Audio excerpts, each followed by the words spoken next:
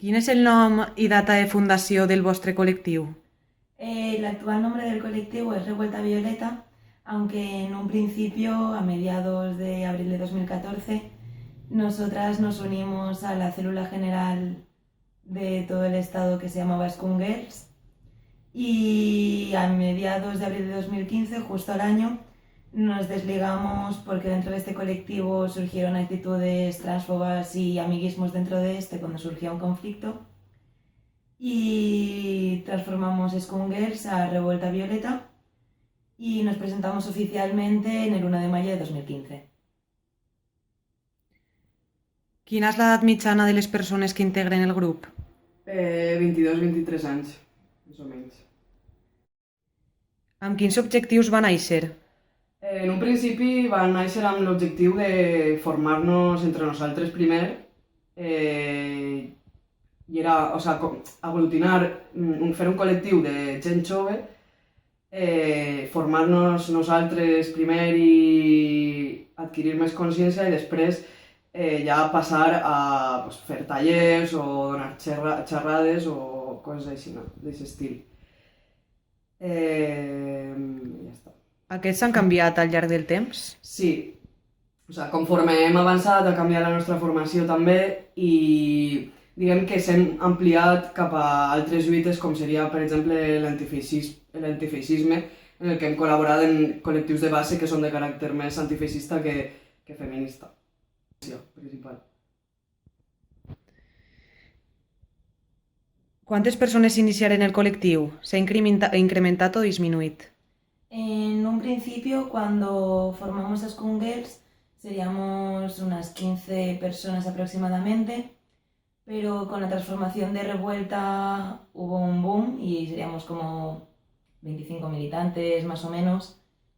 Y actualmente somos cerca de 10-12 militantes, aunque tenemos a muchas personas que no militan a tiempo completo, pero son simpatizantes y siempre que se necesita ayuda para preparar cualquier cosa están ahí también.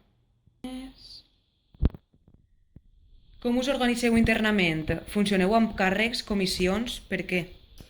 La nostra organització interna ha funcionat sempre mitjançant comissions.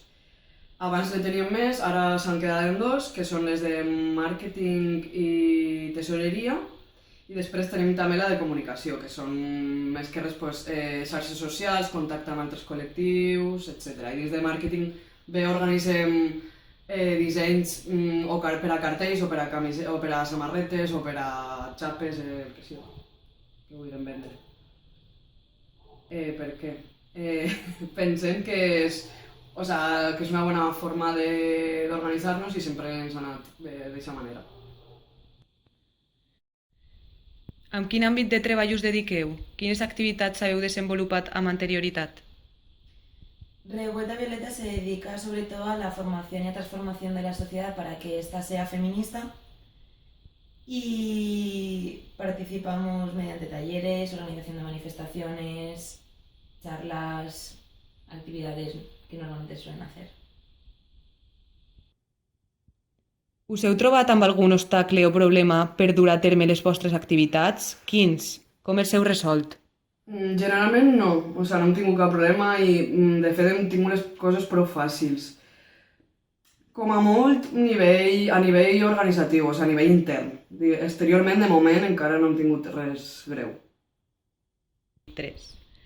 Treballeu amb altres col·lectius? Quins? Quines relacions teniu? Sí, normalmente sí que trabajamos con otros colectivos, con Acción Antifeixista, Juventudes Libertarias, con la Contracorrent, Las Lilas, con Back Castelló en alguna ocasión también.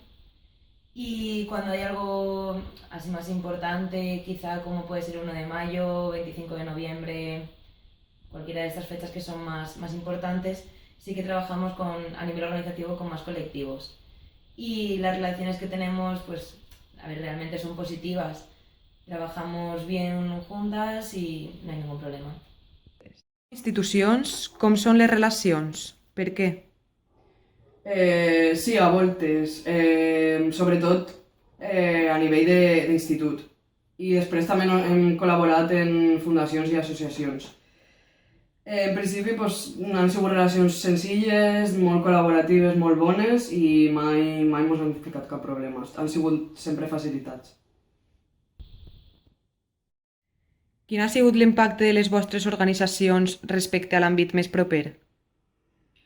A veure, s'ha notat que la formació en nosaltres ha avançat, que hem fet activitats, hem fet tallers en centres socials o associacions, el que siga, d'aquest àmbit. I llavors, en aquest moment, hem adquirit, per així dir-ho, més visibilitat. Com s'haveu adonat d'aquest impacte i en què ho veieu reflectit? A l'arribar a tindre més visibilitat, hem notat que se mos ha contactat de fora, de col·lectius inclús que no teníem constància o mai havíem treballat en ells, i igual que en alguna associació o com va ser l'exemple d'algun institut, que ens han contactat i ens han buscat. Entonces, sí que en aquest moment hem pensat, ostres, pues, igual estem arribant a més gent de la que nosaltres pensem.